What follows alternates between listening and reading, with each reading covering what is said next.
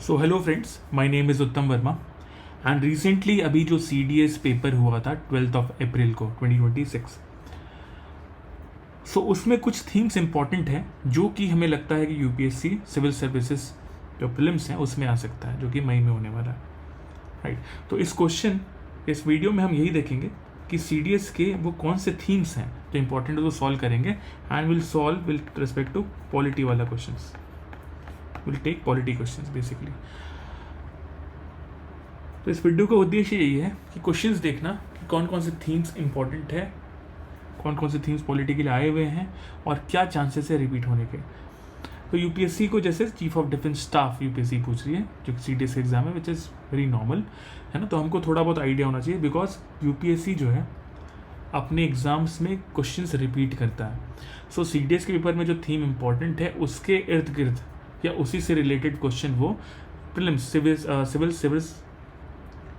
Civil services prelims से पूछ सकता है। चलो स्टार्ट करते हैं। Consider the following statements about the position of chief of defence staff. He is the head of department of military affairs with in the ministry of defence. Yes, it is true, है ना। वो ministry of defence में department of military affairs को head करते हैं, ठीक है। CDS जो है चीफ ऑफ डिफेंस स्टाफ, वो परमानेंट चेयरमैन भी होते हैं चीफ ऑफ स्टाफ कमेटी के।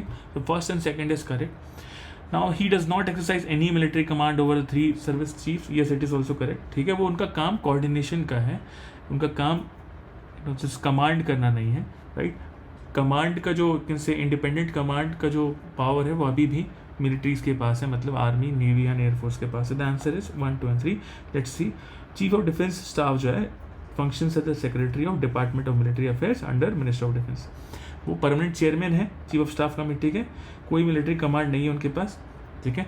क्या काम है उनका? कोऑर्डिनेटर, एडवाइजर, ये आपको बस ध्यान रखना है, right. And the person is not a operation commander, ठीक है। आर्मी, नेवी और एयरफोर्स जो है वो अपना इंडिपेंडेंट कमांड रिटेन करते हैं, राइट। ये पोस्ट 2019 में क्रिएट हुआ था। फर्स्ट CDS से Bipin Rawat, late Bipin Rawat ji. Current CDS Anil Chauhan, works under ministry of defence, principal military adviser to defence minister. This is the main thing. UPSC जो थर्ड स्टेटमेंट जो था इसमें आपको बस फंसा सकते हैं। And CDS is not commander in chief, वो प्रेसिडेंट होते हैं। CDS का काम क्या होता है? Coordinator and adviser. Let's see the next question जो UPSC में पूछा गया था। देखो, प्रीलिम्स में भी सिविल सर्विसेज के जो CSE प्रीलिम्स है उसमें भी जो आर्टिकल 368 है या फिर कॉन्स्टिट्यूशनल अमेंडमेंट का प्रोसीजर है, उससे रिलेटेड जो थीम्स है वो इंपॉर्टेंट हो जाते हैं, वही UPSC ने दोहराया। तो see are themes are kind of repeated. So consider the following statements regarding amendment procedure under article 368। तो कॉन्स्टिट्यूशन अमेंडमेंट बिल्स की बात करूँ, this are the question. Constitutional amendment bills can be introduce in either house. Yes, है ना, कि constitutional amendment bill कोई भी house में आप इंट्रोड्यूस कर सकते हो, इधर इन लोकसभा और राज्यसभा। हाँ, इसमें स्टेट का कोई रोल नहीं होता, है ना, इंट्रोडक्शन में, ठीक है। So first is correct. So अपने आप C गेट्स एलिमिनेटेड। अब इसमें डायरेक्टली दिख रहा है, all constitutional amendment bills must be ratified by the legislature of not less than 1/2 of the states. ना ऑल कॉन्स्टिट्यूशन अमेंडमेंट बिल्स नहीं, है ना, जो भी बिल्स फेडरल प्रोविजन से रिलेटेड है उसमें स्टेट का रेटिफिकेशन लगता है, हाफ ऑफ द स्टेट का रेटिफिकेशन लगता है। हर कॉन्स्टिट्यूशनल अमेंडमेंट बिल में ये रिक्वायर्ड नहीं है। तो third I can eliminate and I can, ठीक है, अपने आप 1 सही हो गया ऑब्वियसली। सेकंड पे आते हैं। Constitutional amendment bills should be pass in each house by majority of the total membership of that house and majority of not less than 2/3 of the members of that house present and voting. Now this is special majority of second kind, which means special majority plus absolute majority, ठीक है। Now this is also correct. The answer is 1 and 2. Next question पे चलते हैं। Consider the following former presidents of India. पूछा है, how many of the above presidents has or have also served as a vice president of India, ठीक है।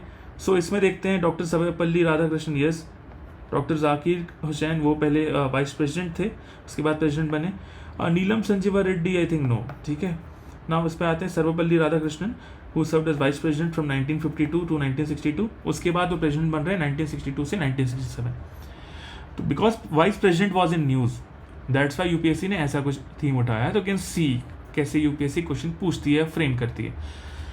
Similarly Zakir Hussain, है ना, vice president थे 1962 से 1967 टाइम में। उसके बाद वो प्रेसिडेंट बन रहे फॉर 2 years, ठीक। देन नीलम संजीवा रेड्डी, उन्होंने कभी वाइस प्रेसिडेंट की पद नहीं ली, वो लोकसभा स्पीकर थे। ठीक है। उसके बाद स्पीकर के बाद वो प्रेसिडेंट बन रहे हैं फ्रॉम 1977 टू 1982, ठीक है। सो एक और है वीवी गिरी, वो भी जो है वाइस प्रेसिडेंट थे, उसके बाद प्रेसिडेंट बने। So you have 3 persons, right, जो वाइस प्रेसिडेंट पहले रहे हैं उसके बाद प्रेसिडेंट बने। तो राधा कृष्णन जी, जाकिर हुसैन जी एंड वीवी गिरी जी, ठीक है। एंड लास्ट में जो नीलम संजीवा रेड्डी थे वो लोकसभा के स्पीकर थे, उसके बाद वो प्रेसिडेंट बने बाद में। Okay, let's move to next question, question number 88, ठीक है। लास्ट का ही सेट है basically. Which of the following statements about Saansad Adarsh Gram Yojana is और आर करेक्ट। नाउ यूपीएससी के ट्रेंड में जाए तो हर एक ट्रिक काम करती है कि जनरली जो एक्चुअल फैक्ट दिया जाता है यूपीएससी जो भी एब्सोल्यूट फैक्ट देती है वो जनरली गलत होता है, जिसमें मिनिस्ट्री के नाम हो सकते हैं, डेटा नंबर्स हो सकते हैं। तो it comes under the ministry of parliamentary affairs. Now ये गलत है, ठीक है। सांसद आदर्श ग्राम योजना ज़्यादा चांस आपको समझ में आना चाहिए, ठीक है। ये चीज़ है मिनिस्ट्री ऑफ रूरल डेवलपमेंट के अंदर आएगा, मिनिस्ट्री ऑफ पार्लियामेंट्री अफेयर्स के अंदर नहीं आएगा। तो if I eliminate that I automatically got my answer 2 and 3, ठीक है। बाकी can see this both statements are very moderate and subjective, ठीक है, बहुत मॉडरेट है स्टेटमेंट है। It was launch in 2014 on the birth anniversary of Jayaprakash Narayan. Mahatma Gandhi vision of Gram Swaraj is the inspiration behind, ठीक है, पॉसिबल, ठीक है। तो जनरली एब्सोल्यूट फैक्ट, और अगर मिनिस्ट्री का नाम है तो यूपीएससी गलत ही देता है। तो 2026 में भी ये लागू हो रहा है, ये आपको जानने की बात है। तो देख लेते हैं, सांसद आदर्श ग्राम योजना implemented by ministry of rural development and भाई लॉन्च इन 2014, ठीक है, inspired by Gandhi Gram Swaraj. Okay, next question पे चलते हैं। Which one among the following statements regarding the fundamental rights of the constitution is not correct, ठीक है। अब ये भी फंडामेंटल राइट बहुत इंपॉर्टेंट थीम है यूपीएससी के लिए and one of the core topic, bar bar UPSC पूछती है। क्या पूछा है? Not correct. देखते हैं, they provide for equality of opportunity in the matters of public employment. Now this is a correct statement, है ना। तो क्वेश्चन पूछा है नॉट करेक्ट, तो इसीलिए गलत है। They guarantee freedom of conscience and free profession, practice and propagation of religion. Now this is also a correct statement, but not correct पूछा है। They prohibit discrimination on the grounds only of religion, race and caste. Now only of basically दिख रहा है आपको, extreme चीज़ है वैसे भी ये, ठीक है। This is not correct and answer is C here. They are legally enforceable, yes, they are legally enforceable and justiciable fundamental rights. तो answer becomes your C, ठीक है। आगे बढ़ते हैं। Consider the following statements regarding the qualification of person for appointment as a judge of Supreme Court of India, ठीक है। Now let's see the options, ठीक है, ऐसा कुछ फ्रेम हुआ है। नाउ इस पे आते हैं। A person has to be for at least 5 years a जज ऑफ हाई कोर्ट और of 2 or more such courts in succession, ठीक है। The person has to be for at least 10 years an advocate of high court और of 2 or more such courts in succession, ठीक है। अब पहला part तो यहाँ पढ़ा है, लेकिन ये सक्सेशन वाला जो है generally that is something new, right. Third पे आता है, the person is in the opinion of CGI is a distinguished jurist. ना अगर ध्यान होगा आपको, सुप्रीम कोर्ट जज की अगर बात करें तो उसमें एक प्रोविजन है, the opinion of president is taken, है ना, कि अगर प्रेसिडेंट को लगता है कि कोई पर्सन एक डिस्टिंग्विश्ड ज्यूरिस्ट है तो प्रेसिडेंट रिकमेंड कर सकते हैं for the appointment as a supreme court जज। इसमें सीजीआई का कोई रोल नहीं है। और तो ये थर्ड स्टेटमेंट रॉन्ग हुआ, और यूपीएससी यही आपको चेक करना चाहती थी, है ना, बिकॉज आप देख सकते हैं ऑप्शंस भी वैसे ही फ्रेम्ड है। If you eliminate 3 I automatically get my answer 1 and 2, ठीक है। तो answer is here C 1 and 2, right. तो the trick is you have to pick right statement, उसके हिसाब से आप आंसर को जल्दी पहुंच सकते हो, ठीक है। नेक्स्ट क्वेश्चन पे चलते हैं। Which one among the following pairs of article and provision with respect to the constitution is not correctly matched, fine. तो आर्टिकल 243 ये बहुत फैक्चुअल है, बट लेकिन देख लो, राइट, यूपीएससी पूछ सकती है, नॉट करेक्टली मैच्ड पूछा हुआ है। आर्टिकल 243 ए रिलेटेड टू ग्राम सभा, ध्यान रखना यूपीएससी का बहुत फेवरेट चीज़ है, तो अब आपको ध्यान रखना ही होगा कि article 243 A talks about gram सभा, ठीक है। अब ग्राम सभा बन गया ऑब्वियसली, देन उसके बाद पंचायत की बात करते हैं, constitution of panchayat, yes it is also correct, ठीक है। Article 243 talks about composition, yes right, लेकिन नॉट करेक्ट पूछा हुआ, इस वजह से 1 A B and C नहीं होगा। आंसर इज आर्टिकल 243 के relates to election of panchayat, ठीक है, राइट। सो ये बहुत ज़्यादा फैक्चुअल है, आपको याद रखना है। यूपीएससी ने यहाँ इंट्रोड्यूस कर दिया फैक्चुअल चीज़ें, तो यहाँ जा सकती है यूपीएससी इस पे, right. So let's see, article 243 is about gram sabha, B is about panchayat constitution, C is about composition of panchayat and 243 K is about elections, fine. Let's move to next question, again हमने जितने भी क्लासेस की हैं, अगर आपने मेरे क्लासेस देखे होंगे तो हमने एक चीज़ देखा कि UPSC has focused more on कि what is in the concurrent list, what is in the state list, what is in the union list. मतलब federalism as a important feature को यूपीएससी बार बार टारगेट करती है। तो यूपीएससी प्रीलिम्स में तो करती है, सीएससी प्रीलिम्स में, बाकी भी एग्जाम्स में हमने देखा है कि ये ट्रेंड मेंटेन्ड है। तो इस क्वेश्चन में भी वही थीम है, federal theme. Which one among the following items is not included in the state list of the constitution. तो आपको इतना ध्यान है कि पब्लिक ऑर्डर जो है वो स्टेट लिस्ट का ही पार्ट आता है, लैंड भी स्टेट लिस्ट का पार्ट आता है, सिमिलरली लोकल गवर्नमेंट भी स्टेट लिस्ट का पार्ट आता है। ठीक है, तो ये नहीं है। Answer is economic and social planning. Now this is under concurrent list, ध्यान रखना। ठीक है, कॉन्करेंट लिस्ट में आता है, स्टेट लिस्ट में नहीं आता। तो answer here is B. Fine, okay, concurrent list में एंट्री नंबर 27 शेड्यूल के अंदर। नेक्स्ट पे चलते हैं। Which one among the following pairs of the articles of the Constitution of India and special provisions given is not correctly matched? ये चीज देखते हैं। आर्टिकल 371, ये भी बहुत फैक्चुअल क्वेश्चन पूछा यूपीएससी ने। It is related to the special provisions और अगेन एसिमेट्रिक फेडरलिज्म, है ना, कि फेडरलिज्म में हर स्टेट को आप सेम नहीं दे सकते। कुछ स्टेट्स को स्पेशल रिक्वायरमेंट या स्पेशल प्रोटेक्शन की जरूरत होती है, इस वजह से उसको हम आर्टिकल 371A, आर्टिकल 371 के अंदर ही कवर करते हैं। ठीक है, तो वही again federalism is a very important theme, उसी से रिलेटेड यूपीएससी ने क्वेश्चन पूछा है। अब 371A talks about special provisions with respect to Nagaland, yes. B talks about special provision with respect to Assam, yes. C talks about Manipur, yes. ठीक है, तो ए B सी ध्यान रखना, एक ट्रिक यही था इसमें। ए बी सी जो है, ठीक है, article 371A B C, it is related to north eastern region basically. ठीक है, डी से it is not Sikkim but Andhra Pradesh start हो जाता है। ठीक है, तो डी इज रॉन्ग, मतलब नॉट करेक्टली मैच में, इसलिए दैट इज करेक्ट बेसिकली, है ना। तो ए बी सी ध्यान रखना कि नॉर्थ ईस्टर्न रीजन है, यही एक तरीका है इसको याद रखने का। ठीक है, नहीं तो आप ऐसे याद रख सकते हैं A B C equal to Nagaland, Assam and Manipur, A B C equal to NAM.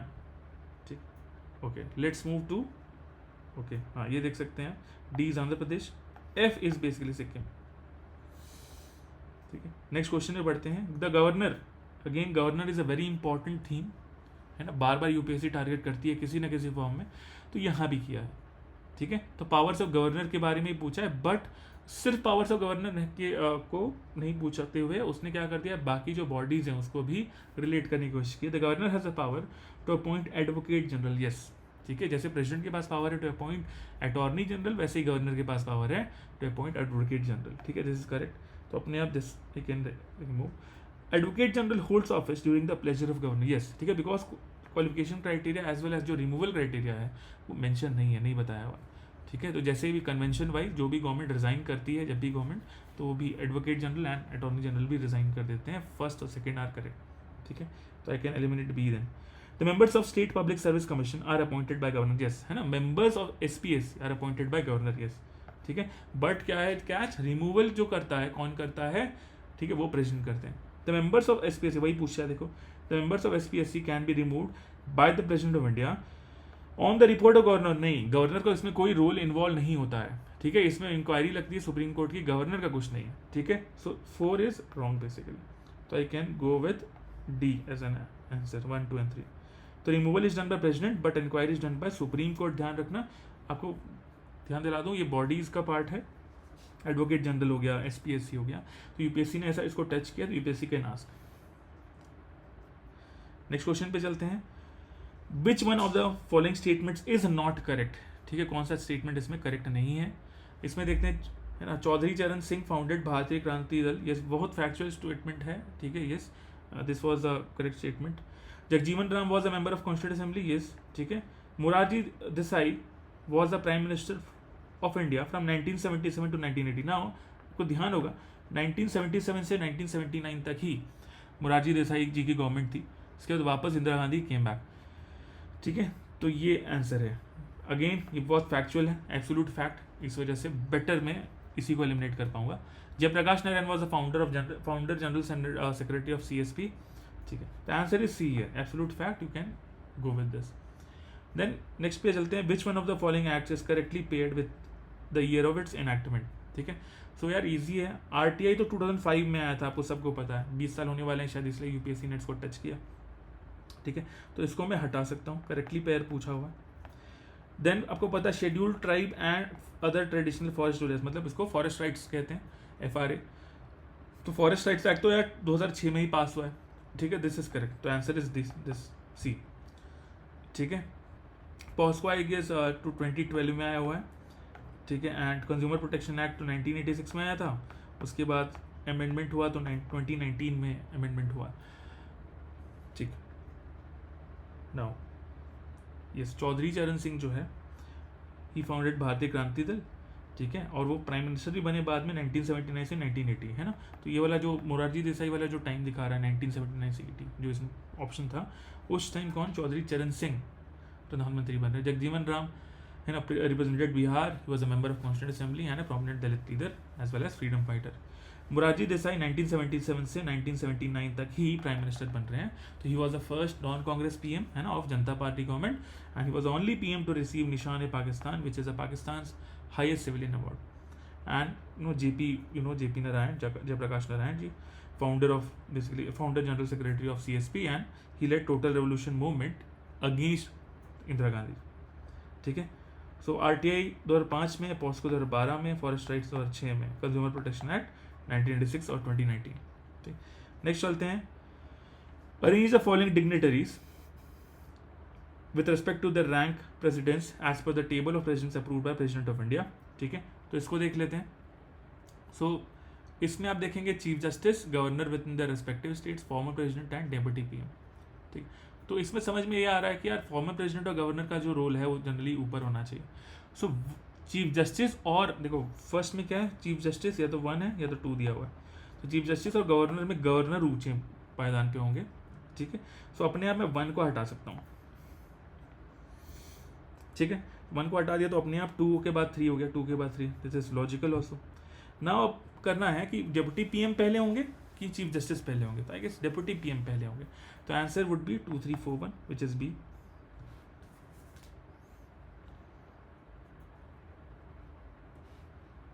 आगे चलते हैं,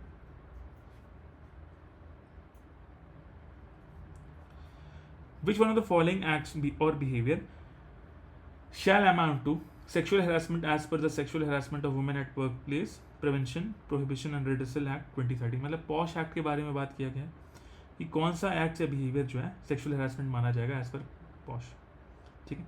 सो लेट्स सी दिस,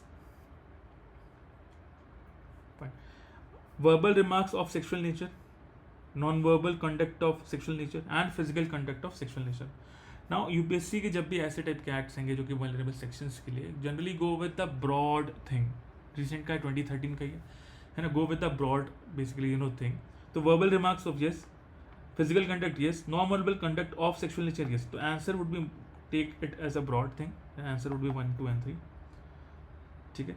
आगे बढ़ते हैं, फिजिकल कंडक्ट, ओके, पॉश के बारे में देख लेते हैं क्या क्या चीज़ इसमें आती है। Physical conduct of sexual nature, verbal conduct and non verbal conduct of sexual nature भी आता है।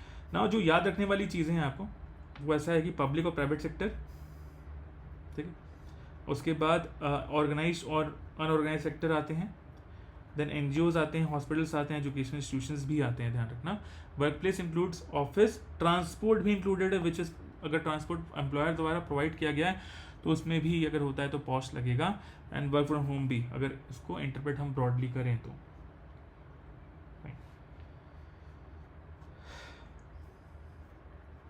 नाउ पॉश के अंदर जो ध्यान रखने वाली बात है कि इंटरनल कंप्लेंट कमेटी तब बैठती है, and it is mandatory if in organisation more than 10 और 10 और more than 10 basically employees are working. तो प्रिसाइडिंग ऑफिसर जनरली कौन होगा, सीनियर वुमेन एम्प्लॉय होगी। अगर 2 या 2 से ज़्यादा एम्प्लॉयज हैं, ठीक है, more than equal to 2 employees are committed to women's cause, and 1 external member होंगे जो कि एनजीओ या लीगल एक्सपर्ट होंगे। हो सकता है कि बहुत सारे ऑर्गेनाइजेशन या कंपनी में 10 एम्प्लॉय से कम लोग हों, उसमें लोकल कंप्लेंट कमेटी बैठती है, ठीक है, एंड उसमें कंप्लेंट अगेंस्ट एम्प्लॉयर होगा, एंड वो डिस्ट्रिक्ट लेवल पे फॉर्म होता है। ये आपको बस ध्यान रखने की जरूरत है। ओके, नेक्स्ट चलते हैं, कॉन्स्टिट्यूशनल बॉडी। तो यूपीएससी ने इस साल बॉडीज पे बहुत फोकस कर रही है। आपने देखा कि स्टेट पब्लिक सर्विस कमीशन भी पूछा, एनसीबीसी पूछा, ठीक है, एडवोकेट जनरल के बारे में बात थी, ठीक है। Which of the following statements related to, और फेडरलिज्म एक इंपॉर्टेंट फीचर था, which of the following statements related to NCBC is or are correct? It is a constitutional body, yes it is, है ना, 102 से 102 से क्या हो चुका है, कॉन्स्टिट्यूशनल बॉडी हो चुका है। तो अगेन मैं 2 हटा सकता हूँ, ठीक है। The national commission for backward classes act 1993 has been revealed, yes, है ना, कि भाई पहले स्टैट्यूटरी बॉडी थी, लेकिन जब कॉन्स्टिट्यूशनल अमेंडमेंट से 102 कॉन्स्टिट्यूशनल अमेंडमेंट से कॉन्स्टिट्यूशनल बॉडी होगी तो ये एक्ट तो रिपील हो गया, तो इट इज़ ऑल्सो करेक्ट, ठीक है। तो अगेन मैं 1 को हटा सकता हूँ। Then the secretary of ministry of social justice and empowerment of government of India heads the commission, no, है ना। सेक्रेटरी हो गया, ब्यूरोक्रेट, ब्यूरोक्रेट हेड नहीं करता, ठीक है। इट इज़ नॉट डिफाइंड कि वो कौन हेड करेगा, लेकिन ब्यूरोक्रेट जो गवर्नमेंट का पर्सन है वो हेड नहीं करता। द पर्सन में भी सम यू कैन से जज हो सकता है, या ओबीसी वेलफेयर या सोशल वेलफेयर के कोई इंपॉर्टेंट इन्फ्लुएंशियल पर्सन हो सकते हैं, बट सेक्रेटरी नहीं करता फॉर श्योर, ठीक है। तो आई कैन एलिमिनेट दिस, ठीक है। अगेन ध्यान रखना, अगर मिनिस्ट्री आएगा तो जनरली गलती होता है, secretary minister of social justice गलती है, तो आंसर वुड बी ए 1 और 2। इस पे आते हैं आर्टिकल 338B के अंदर ये बना था, 102 कॉन्स्टिट्यूशनल अमेंडमेंट एक्ट से आ रहा था, which made it constitutional body. क्या फ्रेमवर्क है, चेयरपर्सन, वाइस चेयरपर्सन और other members of national commission of backward classes are appointed by president, appoint करेंगे। Constitution do not prescribe any qualifications, but क्या होता है यूजुअली एक्सपीरियंस इन, ठीक है, the social justice या ओबीसी वेलफेयर में जिसको एक्सपीरियंस है उसको बनाया जाता है, या फिर जिसका पॉलिटिकली एडमिनिस्ट्रेटिव बैकग्राउंड है उस चीज़ में उसको बनाया जाता है। तो डेफिनेटली सेक्रेटरी तो नहीं है, आप इजीली एलिमिनेट कर सकते थे। ओके, लास्ट क्वेश्चन पे आते हैं, in which of the following cities of India was the PESA Mahotsav 2025 held. ना बहुत ज़्यादा फैक्चुअल है, यूपीएससी प्रीलिम्स में ऐसा नहीं पूछता, लेकिन देखा आपने कि पेसा इज इंपॉर्टेंट फॉर यू, बस आप ये ध्यान रख लीजिए, ठीक है। आंसर इज बेसिकली रांची, बहुत फैक्चुअल है, ठीक, जनरली हम पढ़ते भी नहीं, बस ऐसे मैंने क्वेश्चन डाल रखा था, ओके, ठीक है। So thank you. बस इसमें क्या करना है आपको ध्यान रखना है, कौन कौन से इंपॉर्टेंट थीम है, विच इज़ फेडरलिज्म, ठीक है। अगेन फेडरलिज्म में हमने देखा कि 2 तरीके के एसिमेट्रिक वाले, एसिमेट्रिक प्रोविजंस मतलब क्योंकि आर्टिकल 371 न्यूज़ में था, 6 शेड्यूल की डिमांड हो रही थी, है ना, लद्दाख डिमांड कर रहा था, इस वजह से फेडरलिज्म न्यूज़ में है। दैट फेडरलिज्म में ही हमने देखा कि यार जो 7 शेड्यूल वो हमेशा न्यूज़ में रहता है, that is important. Governor all time favourite, ठीक है। बॉडीज यूपीएससी ने पूछ रखा है, फंडामेंटल राइट्स डीपीएस की हमेशा पूछता है, एफआर पूछ चुका है, ठीक है। These are some things which you need to study और मोर फोकस ऑन। इसके बाद पेसा भी देखा हमने, फॉरेस्ट राइट्स, और जो बॉडीज़ के और जो एक्ट्स के लगभग 15-20 साल हो रहे हैं, you have to study, like है ना, आरटीआई का 20 साल हो रहा है, तो सेंट्रल इंफॉर्मेशन कमीशन पढ़ना होगा, ठीक है। ऐसे करके आप देखेंगे। Okay, thank you, this my channel, you can join here, and यहाँ आपको ये PDF मिल जाएगा, ठीक है। Hope you like the video, thank you.